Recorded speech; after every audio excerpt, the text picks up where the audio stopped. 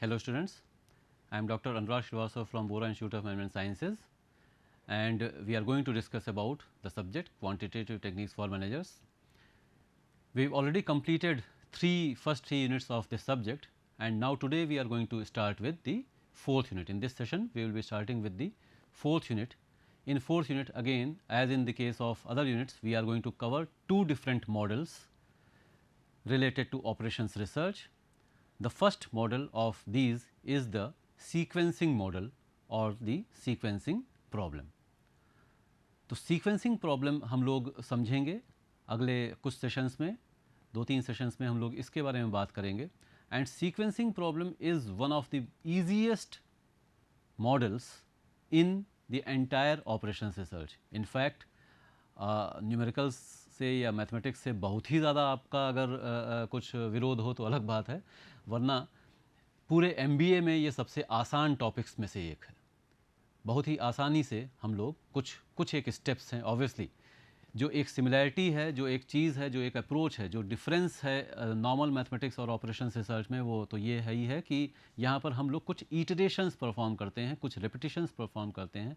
यहाँ पर नॉर्मल कोई फॉर्मूला बेस्ड काम नहीं होता है, रेयरली होता है, और हमारे पास कुछ स्टेप्स होते हैं जिनको हम रिपीटेडली तब तक परफॉर्म करते जाते हैं जब तक कि हम ऑप्टिमम सोल्यूशन तक नहीं पहुंच जाते हैं. तो वही काम हमको यहाँ पर भी देखना है. और किस तरह की प्रॉब्लम्स हैंडल की जाती हैं, किस तरह की प्रॉब्लम्स एड्रेस की जाती हैं सीक्वेंसिंग में, ये सबसे पहले समझना ज़रूरी है. तो typically sequencing model handles such problems where we have say two different machines. We have suppose two different machines and we have several different jobs or say products that are going to be processed on two different machines. अब है क्या situation, क्या है कि ये जो jobs हैं, अगर दो मशीन्स हैं, इनको हम नाम दे दें M1 और M2, तो इन जॉब्स का जो सीक्वेंस होगा इन मशीन्स के ऊपर वो तो फिक्स्ड है.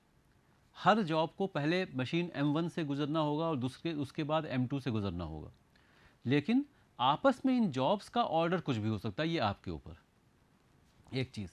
दूसरी चीज़, depending upon the jobs, depending upon the different products, the time taken by these products on these different machines will be different.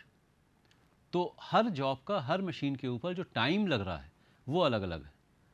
और टाइम अलग अलग लगने के कारण से होगा क्या, होगा ये कि अगर आप सीक्वेंस बदल देते हैं जॉब्स का, तो आइडल टाइम मशीन्स का बढ़ सकता है, मशीन्स का आइडल टाइम बढ़ सकता है.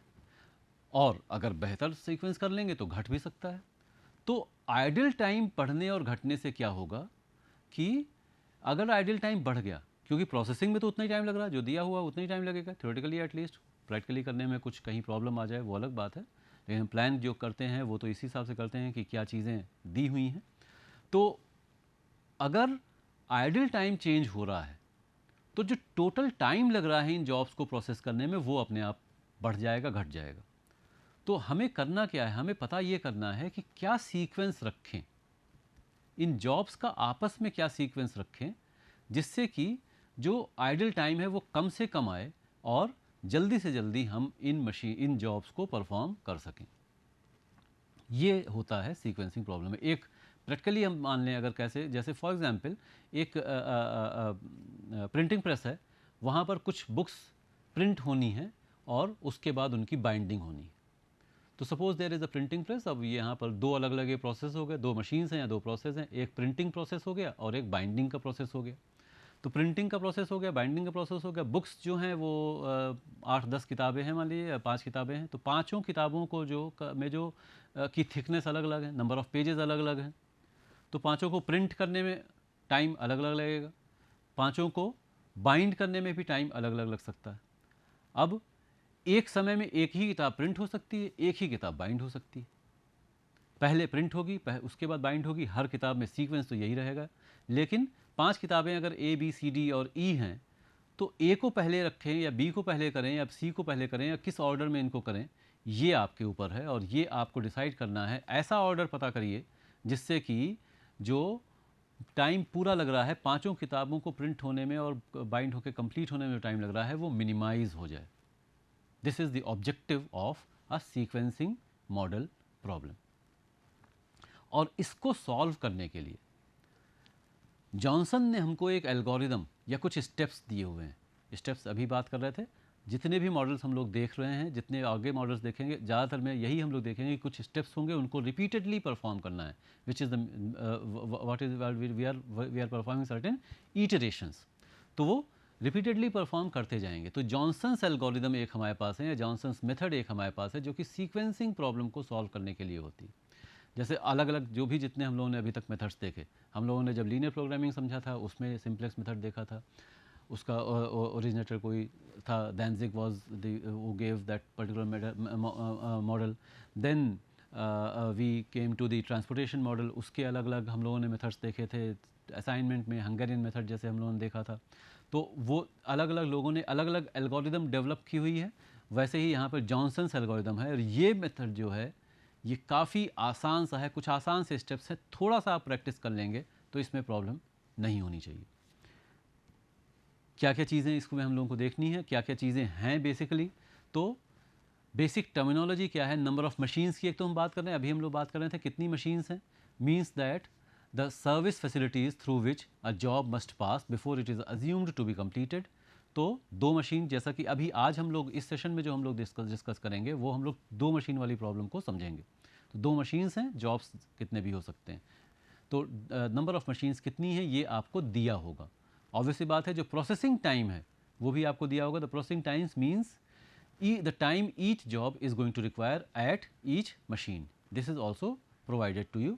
Processing order refers to the order in which various machines are required for completing the job। तो machines का जो ऑर्डर है वो फिक्स है, जॉब्स का ऑर्डर वही सीक्वेंस आपको पता करना है। तो एक तीन चीज़ें तो ये हो गई। और क्या चीज़ें हैं, टोटल इलैप्स्ड टाइम, इसी को हमको मिनिमाइज़ करना है। सीक्वेंसिंग मॉडल का भी जो पर्पज़ है, ये एक चीज़ और अब आप लोग ध्यान रखेंगे, जितने मॉडल्स हम लोगों ने देखे, एक बीच में गेम थ्योरी की हम लोगों ने बात की थी, जो कि जहाँ पर कि दो अलग अलग प्लेयर्स थे। सीक्वेंसिंग से हम लोग दोबारा एक सिंगल प्लेयर की बात कर रहे हैं, इंटरनल ऑर्गेनाइजेशन की इंटरनल ओरिएंटेशन वाली प्रॉब्लम्स की बात कर रहे हैं। जितने भी मॉडल्स हम लोग देखे हैं, linear programming, decision theory, external orientation था, लीनियर प्रोग्रामिंग, ट्रांसपोर्टेशन, असाइनमेंट, ये सब इंटरनल ओरिएंटेशन वाली प्रॉब्लम्स थी। और सीक्वेंसिंग का भी इंटरनल ओरिएंटेशन है। गेम थ्योरी और डिसीजन थ्योरी ये दोनों एक्सटर्नल ओरिएंटेड प्रॉब्लम्स थी। तो ये इंटरनल ओरिएंटेशन है यहाँ पर भी। तो इसमें भी हम लोग ये एक चीज़ जो देखना है कि ये मैक्सिमाइज़ करना है कि मिनिमाइज़ करना है। ये प्रॉब्लम जो है स्पेसिफिकली ट्रांसपोर्टेशन और असाइनमेंट की तरह से, ये मॉडल भी मिनिमाइजेशन के लिए ही यूज़ होता है। लीनियर प्रोग्रामिंग जो मॉडल था वो मिनिमाइजेशन और मैक्सिमाइजेशन दोनों में यूज़ हो सकता है। तो मिनिमाइज हमको करना है total elapsed time between starting the first job and completing the last job, obviously including the idle time on machines. This is the total elapsed time. Then idle time का मतलब क्या है? Idle time of the machine is the time a machine remains idle during the total elapsed time. Obviously idle time वही होगा। Machine भी idle हो सकती है, जॉब भी idle हो सकता है। जिस समय कोई मशीन खाली है, मशीन तो अवेलेबल है लेकिन कोई जॉब वहाँ पर नहीं है प्रोसेस करने के लिए, तो मशीन आइडल है। जिस समय कोई जॉब रेडी है प्रोसेस होने के लिए, लेकिन नेक्स्ट मशीन जिसके ऊपर काम होना है वो मशीन खाली नहीं है, तो जॉब आइडल है। तो आइडल टाइम ऑन मशीन या आइडल टाइम ऑन जॉब, जिस समय वो मशीन काम नहीं कर रही है, वो आइडल टाइम उसका है, और उसी को हमें मिनिमाइज करना है। आइडल टाइम ऑर्गेनाइजेशंस के लिए, चाहे रिसोर्स आइडल हो, चाहे मशीन आइडल हो, चाहे वर्कर आइडल हो, आइडल टाइम जो है वो कॉस्ट एक तरह से इनडायरेक्टली इंक्रीज़ कर रहा है। क्योंकि जिस समय कोई एक पर्टिकुलर रिसोर्स उसके ऊपर काम करके उसका कोई प्रोडक्टिव यूज़ किया जा सकता है, उस समय वो खाली पड़ा हुआ, और वो लॉस की तरह से, लॉस का इक्विवेलेंट है ऑर्गेनाइजेशन के लिए। तो इसीलिए हर ऑर्गेनाइजेशन ये चाहता है, कोशिश यही करता है, ऐसी प्लानिंग होनी चाहिए जिससे कि जो भी उसके रिसोर्सेज हैं, जो भी उसके वर्कर्स हैं, जो भी उसके जॉब्स हैं, जो भी उसकी मशीन्स हैं, कोई भी चीज़ उसका आइडल टाइम जितनी देर वो ऑर्गेनाइजेशन में है, वो प्रोडक्टिवली उसका यूटिलाइजेशन होता रहे। ये ज़रूरी है ऑर्गेनाइजेशंस के लिए। No passing rule implies that passing is not allowed. That is, the same order of jobs is maintained over each machine. तो मशीन के ऊपर जॉब्स जो हैं, अगर M1 के ऊपर पहले होना है, M2 के ऊपर बाद में होना है, M3 के ऊपर उसके बाद होना है, तो ये M1 M2 M3 सीक्वेंस ही रहेगा। ऐसा नहीं हो सकता है कि चलो M2 खाली नहीं है, M3 खाली, तो पहले M3 वाला काम कर लिया जाए। ये पॉसिबल नहीं है। प्रिंटिंग करनी है, बाइंडिंग करनी है, प्रिंटिंग मशीन खाली नहीं है तो बाइंड पहले तो नहीं कर सकते, प्रिंट तो पहले ही होगा। तो ये नो पासिंग रूल ऑब्वियसली यहाँ पर एक हमें फॉलो करना होगा। अब एक इसको समझ लें और उसके बाद फिर एक प्रॉब्लम लेकर के भी इसको देखेंगे। जॉनसन्स एल्गोरिदम क्या है? Select the smallest processing time. तो दोनों मशीन्स मिला करके हमें दिया क्या है, ये अभी हम लोगों ने देखा था। अगर हम थोड़ा पीछे चले जाएं, हमें मशीन्स मालूम है कितनी हैं और प्रोसेसिंग टाइम हर मशीन पे ये मालूम है। तो प्रोसेसिंग टाइम सब दिया, वो जितने भी प्रोसेसिंग टाइम्स हैं उन सबको मिला करके जॉनसन्स एल्गोरिदम क्या कह रही है कि सबसे पहला काम ये है कि select the smallest processing time. ये प्रोसेसिंग टाइम ऑब्वियसली जब दोनों मशीन मिला करके, अभी 2 मशीन प्रॉब्लम की हम बात कर रहे हैं, तो दोनों मशीन मिला करके या तो M1 पे होगा या तो M2 पे होगा। तो अगर ये M1 पे है सबसे छोटा टाइम, सबसे कम वाला टाइम, तो करस्पॉन्डिंग जॉब जो है, if this is on M1, place the corresponding job at the beginning of the sequence. तो सबसे कम टाइम कौन सा है ये देखना है। ये टाइम M1 पे है, M2 पे है, ये देखना है। अगर ये टाइम M1 पे है तो जिस जॉब के ऊपर ये टाइम था वो सबसे पहले हमको परफॉर्म करना है। अगर ये स्मॉलेस्ट टाइम M2 पर है तो if this is on M2, place the corresponding job at the end of the sequence. तो अगर सबसे कम टाइम जो है वो M2 पर है तो वो जॉब सबसे बाद में करना है। अगर सबसे कम टाइम M1 पे है तो वो जॉब सबसे पहले करना है। Keep repeating this process until all the jobs are sequenced. ये 4 स्टेप, छोटे छोटे स्टेप हैं जो कि हमको परफॉर्म करने हैं और हमको sequence, optimum sequence that particular sequence which will consume the minimum possible time, that sequence we can find using these simple steps। और ये steps obviously repeat the process। इसका मतलब है कि अगर हमको इसको steps को नंबर कर दें, this is step number 1, this is step number 2, this is step number 3, this is step number 4।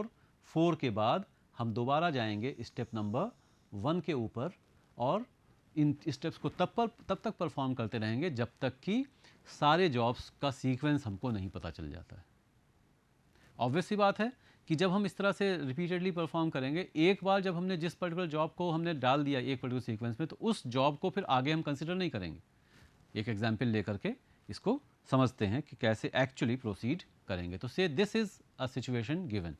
तो यहाँ पर क्या है, यहाँ पे 5 अलग अलग बैचेज हैं, 6 different batches are there। So 6 batches are given, J1, J2, J3, J4, J5, J6, these 6 batches are given। 2 different machines are there, M1 and M2। 2 machines M1 और M2 हैं। दोनों machines के ऊपर इन सभी को परफॉर्म करना है। एक ऑप्शन तो ऑब्वियसली है कि आप जिस सीक्वेंस में दिया वो उसी सीक्वेंस में परफॉर्म कर दीजिए, क्या दिक्कत है। सबसे पहले J1, पहले J2, फिर J2, J3, J4, J5, J6। लेकिन होगा क्या अगर हम एक बार इसको ऐसे भी देख लें, क्या करेंगे। हमने पहले सबसे J1 को स्टार्ट किया M1 के ऊपर प्रोसेस करना। 4 मिनट्स अगर हैं ये, suppose if these are minutes, तो 4 मिनट लगे इसको प्रोसेस करने में। और उसके बाद फिर तो 0 से 4 तक ये प्रोसेसिंग होगी और फिर 4 से लेकर के प्लस 15 तक प्रोसेसिंग होगी। ये पहले जॉब की M1 के ऊपर प्रोसेसिंग हो गई और M2 के ऊपर प्रोसेसिंग हो गई। अब जैसे ही पहला वाला जॉब M1 पे ख़त्म होगा, पहली मशीन आइडल हो गई, पहली मशीन खाली हो गई, तो अब आप दूसरे को इसका वेट करने के बजाय कि J1 कंप्लीट हो जाए, J1 M2 पे चल रहा है, M1 के ऊपर आप J2 को लगा सकते हैं। M1 के ऊपर आपने J2 को लगाया तो वो 4 पे आपने उसको वहाँ पे लगाया और 4 और 7 लेकर के 11 पे ये ख़त्म हो गया। 11 पे ख़त्म होने के बाद अब जो है यहाँ पर मशीन जो है वो 15 के बाद खाली हो रही है। तो ये एक तरह से जॉब जो है आइडल है। और अगर उल्टा होता तो मशीन आइडल हो जाती। तो मशीन आइडल हो रही है, जॉब आइडल हो, कोई भी चीज़ जो आइडल है उसको हम रिड्यूस करना चाहते हैं, क्योंकि कोई भी चीज़ खाली न रहने पाए, खाली रहने वाला टाइम कम से कम हो। वो खाली रहने वाला टाइम ज़्यादा कम से कम अगर हो जाएगा तो अपने आप ही जो टोटल टाइम लग रहा है वो मिनिमाइज हो जाएगा। तो उसी के लिए जॉनसन्स एल्गोरिथम का यूज़ किया जा रहा है। तो यहाँ पर क्या कहा गया है, जो पहला स्टेप था, if you go back to the first step, what was the first step? Select the smallest processing time. Smallest processing time, ये सारे टाइम जो हैं 4, 7, 3, 12, 11 एंड 9, 11, 7, 10, 8, 10 एंड 13, थोड़ा सा इतना ध्यान देना पड़ेगा कि स्मॉलेस्ट कौन सा? स्मॉलेस्ट है 3। दूसरा स्टेप क्या कह रहा था हमारा? दूसरा स्टेप कह रहा था कि ये पता करिए कि ये स्मॉलेस्ट प्रोसेसिंग टाइम जो है ये किस पे है, M1 पे है कि M2 पे है। तो ये स्मॉलेस्ट प्रोसेसिंग टाइम M1 पे है। ये स्मॉलेस्ट प्रोसेसिंग टाइम अगर M1 पे है, ये जैसे ही आपको पता चला, तो अब क्या करेंगे आप? If this is on M1, place the corresponding job at the beginning of the sequence. तो इस पर्टिकुलर जॉब को हमें ये सीक्वेंस के सबसे शुरुआत में रखना है। सीक्वेंस में ऑब्वियसली 6 स्लॉट्स हैं, ये हमको दिख रहा है। तो एक हम लोग जब हम जॉनसन्स एल्गोरिथम अप्लाई करने शुरू करते हैं तो एक हम लोग इस तरह से सीक्वेंस डिसाइड करने के लिए बना लेते हैं, first, second, third, fourth, fifth, sixth, ऐसे हमने बना लिया और इसमें हम उन जॉब्स को रखते जाएंगे। तो J3 सबसे पहले होना है, तो J3 यहाँ आ गया पहली पोजीशन पे। ठीक है, अब ये क्योंकि J3 का काम हो गया इसलिए इसको हमने क्रॉस कर दिया, ये खत्म हो गया। 3 तो छोटा था ही, क्योंकि अब हमें नेक्स्ट स्मॉलेस्ट देखना है ना। यहाँ पे क्या था फिर? चौथा प्रोसेस, चौथा स्टेप, सॉरी, थर्ड स्टेप की जरूरत नहीं पड़ी। Fourth step, repeat the process until all the jobs are sequenced. तो ये प्रोसेस रिपीट करते जाना। अब फिर हम देखेंगे सबसे छोटी वैल्यू कौन सी है। तो सबसे छोटी वैल्यू में अगर मान लीजिए यहाँ पे 4 होता तो वो कंसिडर नहीं हो सकता, क्योंकि इसका काम तो हो गया, इसको हमने पोजीशन कर दिया, सीक्वेंस इसमें डाल दिया। तो दूसरे को देखेंगे, फिर तीसरे को देखेंगे, फिर चौथे को देखेंगे। अभी यहाँ पे 4 है, मान लीजिए कि इसमें 4 यहाँ पे ना होता, कोई और होता, इसको मान लें ये 4 है, ये कुछ और है, सिर्फ इट इज़ 5, सॉरी जो भी बन गया 8 है, 8 के, तो ये होगा। इसको हमने इनसर्कल किया और इसको हमने रख दिया, J1 को हम लास्ट में रख देंगे। इस तरह से हम करते जाते हैं। Coming back to the original problem, ये प्रॉब्लम ये तो समझने के लिए था, लेकिन जो प्रॉब्लम है उसी को करके हम लोग अगर अच्छे से समझ लें तो हुआ क्या, जो चीज़ थी उसी को यहाँ पर ऐसे दिखाया जा रहा है। तो सबसे छोटी वैल्यू जो 3 थी वो हमने स्पॉट कर लिया, वो M1 पर है, वो M1 पर है, इसलिए जो जॉब J3 है वो पहली पोजीशन पे आ गया, जैसा कि अभी पिछली स्लाइड में भी हम लोग देख ही रहे थे करके, वो हो गया। और इसको हमने स्ट्राइक ऑफ कर दिया, इसको स्ट्राइक ऑफ कर दिया। अब नेक्स्ट सबसे छोटी वैल्यू कौन सी है? नेक्स्ट सबसे छोटी वैल्यू है 4। तो इसी तरह से हम आगे बढ़ेंगे। ये सबसे छोटी वैल्यू है, किस मशीन पे है? पहली मशीन पे है, M1 पे है। M1 पे है तो अब ऑब्वियसली जो अवेलेबल स्पॉट्स बचे हैं, पोजीशंस क्या बची? Second, third, fourth, fifth, sixth, ये 5 पोजीशन बची हैं। उसमें से सबसे पहली पोजीशन पर हम इसको रख देंगे और इसे भी हमने स्ट्राइक ऑफ कर दिया। ऐसे ही प्रोसीड करते जाना है, ऐसे ही आगे हमको बढ़ते जाना। लेकिन आगे जो है वो थोड़ी सी हो सकता है, जो लोग देख रहे हो ध्यान से, दिक्कत थोड़ी हमें दिखाई पड़ रही है। नेक्स्ट सबसे छोटी वैल्यू कौन सी है? नेक्स्ट सबसे छोटी वैल्यू है 7। दो जगह है, देयर इज अ टाई। अब टाई भी जॉनसन्स एल्गोरिथम में अलग अलग तरीके से हो सकती है, वो भी हम लोग थोड़ा सा यहाँ पर एक चीज़ देख लें, समझ लें कि हर तरीके से केस में हम किस तरह से उसको हैंडल करेंगे। वैसे तो जो हम लोगों ने प्रॉब्लम्स ली हैं यहाँ पर, मैंने उसको देख करके भी कुछ कुछ चीज़ें समझ में आ जाएंगी। जैसे यहाँ पर एक एग्जाम्पल तो है ही है, लेकिन और भी तरीके हो सकते हैं।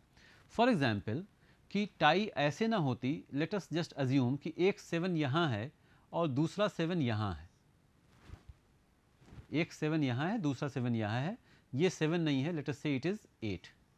Let us just assume for a moment that this is 8। तो अब क्या होगा कि ये 7 है किस मशीन पे? M1 पे है। तो इसके हिसाब से J2 जो है वो सबसे पहले होना चाहिए। ये जो दूसरा 7 है ये M2 पर है, इसके हिसाब से J4 जो है वो लास्ट में होना चाहिए। तो यहाँ पे टाई ज़रूर है, दोनों जो मिनिमम वैल्यूज़ आपको एक से ज़्यादा मिल रही है ज़रूर, लेकिन उससे कोई प्रॉब्लम नहीं है, क्योंकि दोनों मिनिमम वैल्यूज़ जो हैं वो अलग अलग चीज़ों को इंडिकेट कर रही हैं। तो there is no problem, no confusion because of these 2 minimum values. लेकिन हाँ, जो ओरिजिनली थी उससे तो प्रॉब्लम हो रही थी, उस पर भी अभी आते ही हैं। दूसरी लेकिन एक और चीज़ क्या हो सकती है, एक और चीज़ ये हो सकती है कि यहाँ पर ना होके अगर इसे हम लोग थोड़ा सा पहले इरेज कर दें और दोबारा से इसको देख लें, तो यहाँ पे 7 है और लेट अस से यहाँ पे 7 है, तीनों को ही अगर रहने दें, यहाँ पे 7 है, यहाँ पे 7 है, यहाँ पे 7 है। अब हर 7 का अलग अलग मतलब है। This 7 is saying that J2 should be placed first of all, यानी कि फर्स्ट जो भी फर्स्ट पोजीशन अवेलेबल अब रहेगा ये ऑब्वियसली थर्ड, वहाँ पे जाना चाहिए इसको। ये 7 क्या कह रहा है कि J4 आना चाहिए उस जगह पर, और ये 7 क्या कह रहा है कि J2 को लास्ट में जाना चाहिए। तो ये तीनों में से कोई भी ऑप्शन आप ले सकते हैं। This again is a condition of multiple optimum solutions. तो हमारे पास क्या क्या ऑप्शंस हो गए, J2 को यहाँ रख दें सबसे पहले और J4 को उसके बाद रख दें, एक तरीका ये हो गया। J4 को पहले रख दें, J2 को फोर्थ पोजीशन पे रख दें, एक तरीका ये हो गया। और तीसरा तरीका हो गया J4 को हम थर्ड पे रख दें और J2 को, क्योंकि यहाँ पे 7 है, लास्ट पोजीशन पे रख दें। तीनों सॉल्यूशंस हो सकते हैं। तीनों केसेस में जो टाइम लगेगा आपको सारे जॉब्स को प्रोसेस करने में वो सेम लगेगा। तीनों केसेस में टाइम सेम ही लगना है। तो ऐसी कंडीशंस में इसमें कोई भी कहीं भी टाई की ऐसी सिचुएशन अगर आती है तो उसमें कंफ्यूजन की कोई बात नहीं है। You can deal with that tie in this manner. तो जिसका मतलब हुआ यहाँ पे एक्चुअली है क्या, यहाँ पर है तो ये सिचुएशन कि दो जो 7s हैं वो एक ही मशीन के ऊपर हैं। तो जो अभी हम लोगों ने देखा, इस 7 को अगर हम लेकर के चलेंगे तो J2 को सबसे पहले रख सकते हैं, इस 7 को अगर लेकर के चलेंगे तो J2 को सबसे लास्ट में रखना होगा। दोनों में से किसी भी 7 को कंसिडर करके आप दोनों में से कोई भी केस ले सकते हैं और दोनों ही केसेस में आंसर जो होगा वो सही होगा और जो मिनिमम टाइम जो होगा वो सेम ही आएगा। दोनों में minimum he time that means आएगा। हम लोग इसको मान लेते हैं फॉर ये समझने के लिए, इस तरह से देखने के लिए कि चलो अगर दूसरा वाला होगा तो कहाँ पे जाएंगे, किस तरह से, उस एग्जाम्पल को लेने के लिए मैंने इसको मान लिया है। दोनों में से 7 नीचे वाला हमने सेलेक्ट किया है, तो नीचे वाला 7 लिया, क्योंकि दूसरी मशीन के ऊपर है इसलिए J2 कहाँ आ गया, लास्ट पोजीशन पे आ गया। और इसे भी हमने क्रॉस कर दिया, ये भी क्रॉस होकर के ख़त्म हो गया। अब हमारे पास जॉब्स 3 और बचे हैं, 3 पोजीशंस और बची हैं। ऐसे ही हम आगे फिर प्रोसीड करेंगे। तो अब क्या होगा, जो बाकी जो वैल्यूज़ बची हैं उसमें मिनिमम वैल्यू कौन सी है, तो उसमें मिनिमम वैल्यू है 8। So now this is the minimum value. एक और छोटी सी चीज़ मैं यहाँ पर आपको क्लैरिटी के लिए इसको शेड कर दे रहा हूँ। शेडिंग आपको करने की ज़रूरत नहीं, अब ऑब्वियसली आप तो कॉपी पेंसिल पे जब करेंगे तो you can use this circling method. तो आप क्या करेंगे, सर्किल करेंगे, एनसर्किल करेंगे, मिनिमम टाइम को एनसर्किल किया, ऐसे ही प्रोसीड करना है। यहाँ पे एनसर्किल किया, ये सेकंड मशीन के ऊपर है तो J4 कहाँ आ गया, लास्ट पोजीशन पे आ गया, ये लास्ट पोजीशन पे आ गया और इसको हमने काट दिया, इसको हमने काट दिया। तो यही चीज़ इस तरह से हो गई, सिंपल है।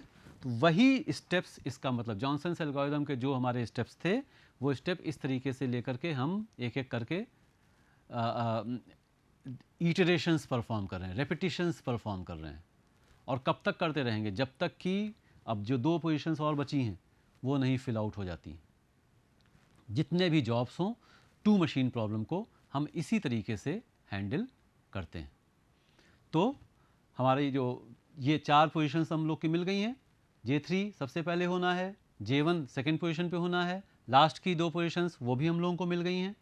अब 2 जॉब्स बच गए हैं और 2 जॉब्स में अब ये 11, 9, 10 एंड 13, ये 4 उनके ऊपर जो उनके जो प्रोसेसिंग टाइम्स हैं उसमें जो मिनिमम है दैट इज़ 9। तो 9 हो गया। 9 मिनिमम किस पे है, M1 पे है। M1 पहली मशीन है तो जो जॉब करस्पॉन्डिंग है J6 है, तो J6 को हमें कहाँ रखना है, जो जितनी अवेलेबल पोजीशंस रह गई उसमें से सबसे पहले उसको रखना है। तो इसको हमने यहाँ पर रख दिया, J6 यहाँ आ गया इस तरीके से।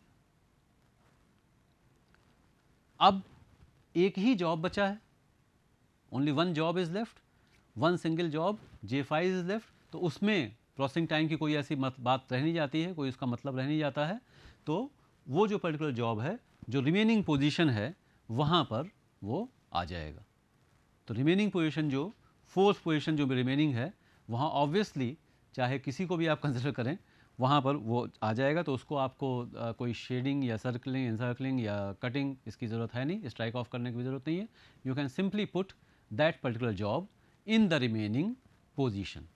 तो इससे हमको क्या पता चला कि ये जो सीक्वेंस अब है, इस सीक्वेंस में अगर हम परफॉर्म करेंगे, इस सीक्वेंस में अगर हम परफॉर्म करते हैं तो फिर जो टोटल टाइम लगेगा, again you have to remember time तो यही लग रहा है प्रोसेसिंग टाइम, लेकिन इस सीक्वेंस को करेंगे अगर यूज़ करेंगे तो जो मशीन्स का जो आइडल टाइम है वो मिनिमाइज हो जाएगा, वो मिनिमाइज होगा।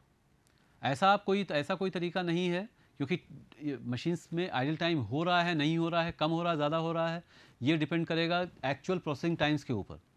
तो प्रोसेसिंग टाइम्स क्या हैं, इनके ऊपर तो ये चीज़ डिपेंड करनी ही है। तो ऐसा कोई टाइम नहीं हो सकता कि आप आइडल टाइम को ज़ीरो कर दें, लेकिन इस पर्टिकुलर सीक्वेंस का यूज़ करके जो भी मिलेगा आपको आइडल टाइम, उससे कम पाने का कोई भी तरीका नहीं है। कोई भी और सीक्वेंस आप यूज़ कर लेंगे तो, क्योंकि इसमें कितने सीक्वेंस हो सकते हैं, 6 अलग अलग जॉब्स हैं, तो फैक्टोरियल 6 सीक्वेंसेस हो सकते हैं।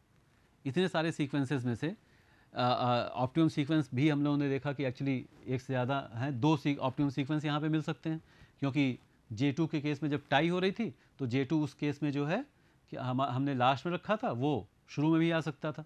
ठीक है, तो 2 अलग अलग मिल सकते हैं। दोनों केसेस, इन 2 केसेस में जो भी हमको सीक्वेंस मिल रहा है उसमें जो टाइम होगा वो मिनिमम होगा, और उससे कम टाइम किसी भी और सीक्वेंस में कभी भी नहीं मिल सकता है। So this is the Johnson's algorithm, this is the sequencing model. Sequencing model में इस तरह से हम लोग सीक्वेंस डिसाइड करते हैं, और इस सीक्वेंस को ऐसे हम लोग एक एक स्टेप, जब आपको अगर प्रॉब्लम करनी होगी तो you have to mention the Johnson's algorithm and you have to perform these steps in this manner. This is how you go about finding the optimum sequence in case of Johnson's algorithm. अब दूसरा case जो हम लोगों को देखना है, समझना है, जॉनसन्स एल्गोरिदम का ही और एप्लीकेशन हो सकता है अगर हमारे पास जॉब्स तो इसी तरह से कितने भी हैं, लेकिन अगर मशीन्स 2 से ज़्यादा हैं तो मशीन्स 2 से ज़्यादा हो सकती हैं, मशीन्स 3 भी हो सकती हैं, मशीन्स 3 से भी ज़्यादा हो सकती हैं। उन केसेस में हम कैसे प्रोसीड करते हैं, क्या करते हैं, ये हम लोग आगे के सेशन में देखेंगे। Thank you.